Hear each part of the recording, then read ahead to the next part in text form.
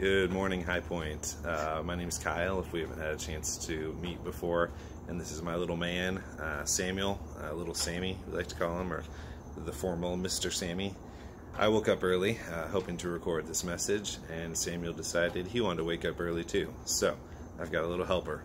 So we were reading Matthew 15 together, and there's a lot of miracles and amazing stuff that's going on in this story.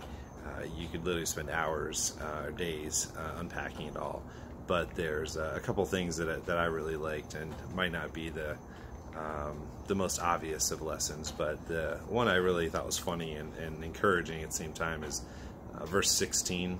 And throughout the story, Jesus is trying to explain through parables to his disciples and teach them lessons and help them understand what's going on, and they just don't get it. And he gets to a point where he says, "Are you so dull?"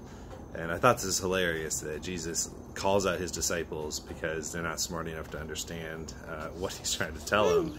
And these are men that spend all day long with Jesus, have traveled with him, are firsthand witnesses of miracles, and they still are not getting some of these lessons. And it's encouraging for me and for us as believers, because sometimes I read through the Bible and I read through these stories, and sometimes I don't know what's going on, and I don't understand what the real lesson is.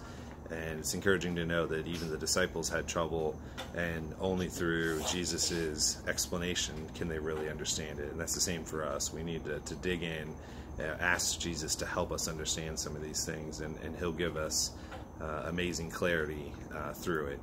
And the other one, real quick, is verse 26, and it's the woman who's begging Jesus for healing for her daughter. She's not a Jewish woman, she's not a believer, and she finally gets to the point where she says, even crumbs from the master's table the dogs eat. And basically that even a crumb of Jesus' power is enough to heal her daughter. And Jesus is amazed by this, and he tells her to go and her daughter will be healed. And it's just a great example that even the tiniest bit of faith, even a crumb of faith or a crumb of power from Jesus is enough to change lives. So I hope those two little nuggets were encouraging. Again, Matthew 15, lots of good stuff to read here. Have a great day and be blessed.